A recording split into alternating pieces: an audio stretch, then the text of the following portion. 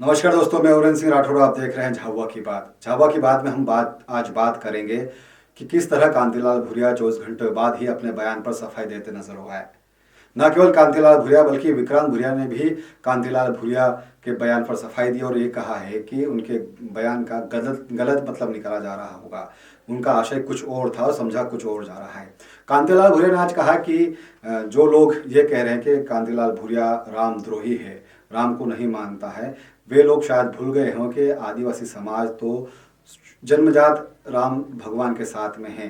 जब भगवान राम वनवास गए थे तो आदिवासियों ने उनकी सेवा की थी और सेना बनकर उनके साथ कंधे से कंधे मिलाकर काम किया था उन्होंने। लेकिन फिर भी वे इस बात पर आज भी कायम हैं कि विश्व हिंदू परिषद को चंदे का हिसाब देना चाहिए।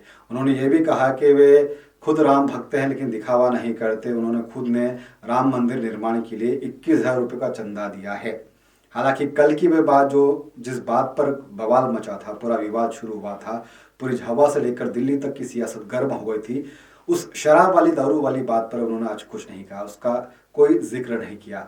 आज उनकी जो सफाई आई है, बड़े सधे हुए अंदाज में सावधानी पूर्वक उन्होंने अपनी बात रखी है और ये कहा है कि सभी राम भक्त हैं, राम सबके हैं और उन्होंने भी राम मंदिर के लिए चंदा दिया है, लेकिन विहिप को उस चंदे का हिसाब देना चाहिए। ना केवल अभी जो 600 करोड़ रुपए की जो बात सामने आ रही है कि अब तक 600 करोड़ का चंदा इकट्ठा हो चुका है, उसका हिसाब लोगों के सामने, देश की जनता के सामने होना चाहिए। बल्कि इसके पहले भी जब अभियान चलाकर चंदा इकट्ठा किया गया, उन्होंने ये भी कहा कि जब पहले चंदा अभियान चलाया गया था तो महिलाओं ने अपने मंगलसूत्र उतार कर दान, मंदिर निर्माण के लिए दान कर दिए थे।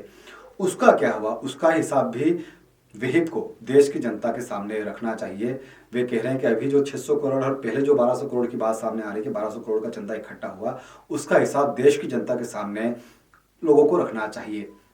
जहां तक कांतिलाल भूरिया की बात है तो कांतिलाल भूरिया राम द्रोही नहीं है, राम विरोधी नहीं है, वो खुद राम भक्त हैं, सबकी राम में आस्था है और वे खुद भी चाहते हैं कि राम का भव्य मंदिर बने। कल के बयान पर मचे बवाल के बाद आज क्या कुछ कहा कांतिलाल भूरिया ने, पहले वो सुन लीजिए। हमने जब प्रेस वालों ने पूछा था कि मैंने इस वहाँ पे भगवान राम के मंदिर के बारे में चंदा इकट्ठा वगैरह हो रहा था, मैंने कहा लोग अपनी श्रद्धानुसार, भगवान राम सबका है, भगवान राम है हमारे। मैंने जब भगवान राम 14 साल के वनवास में गए थे, आदिवासी के बीच में भगवान रहे, उनकी सेना बन के काम किया, तो हम तो जन्मजात पूर्वजों से भगवान राम हमारा सब कुछ है। तो इस मामले को लेकर बीजेपी अपनी जो गड़बड़ियाँ वो छिपाना चाहती है। हमने ये कहा कि भाई मैंने भी भगवान राम के नाम से मैंने भी चंदा दिया, 21,000 का वो चेक मैं बताऊंगा, अभी चेक में ला तो 21,000 का चेक ये मैंने भिजवा, इसकी रसीद मिल गई है। ये मैंने भगवान राम के लिए, मंदिर के लिए बनना चाहिए।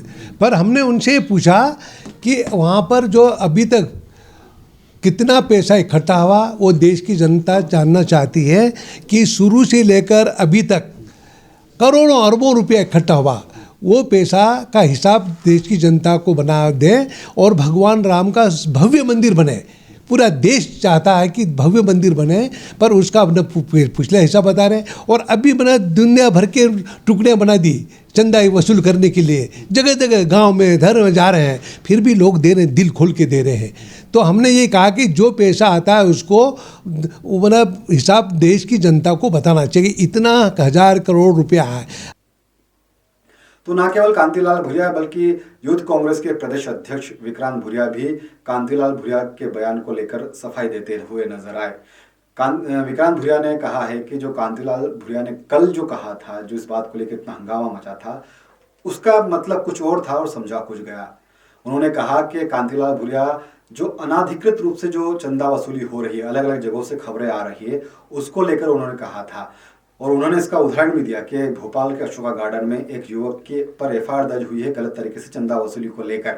देखिए, मैं ये कहना चाहूँगा कि राम जी में हम सबकी आस्था है और राम जी के मंदिर के लिए हम पूरी ताकत से कर्तव्यबद्ध हैं। मेरा ये मानना है कि जो कांतिलाल भूरिया जी ने जो वक्तव्य दिया होगा, वो सिर्फ जो अनअधिकृत लोग गलत तरीके से जो पैसा ले रहे हैं, जो अनअधिकृत हैं, उनके संक्षेप में बोला था और किसी भी तरह से उनको किसी भी तरह से धार्मिक भावनाओं को ठेस पहुंचाने का या किसी भी तरह से किसी वर्ग को ठेस पहुंचाने का बिल्कुल नहीं था। क्योंकि खुद मैं आपको बताना चाहूँगा, क्योंकि हम बताते नहीं हैं, खुद कांतिलाल भूरिया जी ने राम मंदिर में चंदा दिया था, पर वो उस पक्ष में थे कि ऑनलाइन हम चंदा दें। 21,000 का खुद उन्होंने चंदा राम जी के मंदिर के लिए पहले ही दे चुके हैं। और ये उनका भरोसा ये रहता है कि वो किसी भी तरह से दिखावे में, आज आपने पूछा है इसलिए मुझे ये चीज़ बताना पड़ रही है, पहले हमने इस चीज़ को नहीं बताया। तो बिल्कुल राम जी के मंदिर के लिए हम सब कर्तव्य बहते हैं और ज़्यादा से ज़्यादा लोगों को इस चीज़ के लिए, राम जी के मंदिर के लिए चंदा भी देना चाहिए। पर प्रयास ये रहना चाहिए कि किसी गलत हाथों में वो चंदा नहीं जाए और ज़्यादा से ज़्यादा ऑनलाइन चंदे के माध्यम से, ऑनलाइन डोनेशन के माध्यम से सबको मदद करना चाहिए। तो ये सुना आपने कि कांतिलाल भूरिया भी आज सफाई देते हुए नजर आ रहे हैं, विक्रांत भूरिया ने भी सफाई दी है, लेकिन इस पूरे बयान पर अब बवाल थमने का नाम नहीं ले रहा है। उज्जैन के महामंडलेश्वर हैं आचार्य शेखर, उन्होंने कांतिलाल भूरिया को धमकी दी है कि अगर उन्होंने अपने शब्द वापस नहीं लिए तो अंजाम भुगतने को तैयार हैं। वे यहीं नहीं रुके, उन्होंने तो यहाँ तक कह दिया कि कांतिलाल भूरिया और उनके जो गुरु हैं दिव्य सिंह पाकिस्तान और मुस्लिमों को खुश करने के लिए इस तरह के बयान देते रहते हैं और दोनों को अपने मानसिक और दिमागी इलाज कराने की जरूरत है। वे खुद भी किसी ऐसे स्थान पर जाएं और अपने गुरु दिव्य सिंह को ले जाएं और दोनों का दिमाग का इलाज कराएं। हालांकि महामंडलेश्वर के इस बयान के बाद में बीजेपी जहां महामंडलेश्वर के बयान के समर्थन में है, वहीं कांग्रेस ने कहा कि संतों को इस तरह की भाषा का इस्तेमाल नहीं करना चाहिए। उधर कांतिलाल भूरिया ने महामंडलेश्वर के बयान पर अपनी प्रतिक्रिया देते हुए कहा कि वे महामंडलेश्वर जी का सम्मान करते हैं और वे तो उन्हीं के समर्थन में बोल रहे हैं। और कांतिलाल भूरिया ने महामंडलेश्वर से यह भी अपील की है, गुजारिश की है कि वे भी उनके साथ में विहिप से चंदे का हिसाब मांगे। महामंडलेश्वर जी का हम सम्मान करते हैं और उनके पक्ष में तो मैं बोल रहा हूँ, तो उनको ये कह रहा हूँ कि भाई आपने जो मैंने उनको कहो कि जो चंदा करने वाले और विश्व हिंदू परिषद को जो पैसा इकट्ठा हुआ है 1400 करोड़, उसका भी हिसाब दे। और पिछले समय का जितना पैसा महिलाओं ने मंगलसूत्र और चूड़ियाँ उतार के दी, आप हम देखने वाले हैं, तो वो पैसा पिछले समय का बताए ताकि भगवान राम का भव्य मंदिर बने। वो राशि तो देश को उजागर करे, राशि बताएंगे नहीं मगर चंदा हमको चाहिए। तो ये मैंने दोहरी मानसिकता लेके कैसी चल रही विश्व हिंदू परिषद, ये हमारा कहना है। तो झावा की बात में आज इतना ही। भूरिया के जो बयान था उस पर काफी बवाल मचा और अगले कुछ दिनों तक और भी इस पर प्रतिक्रियाएं सामने आ सकती हैं।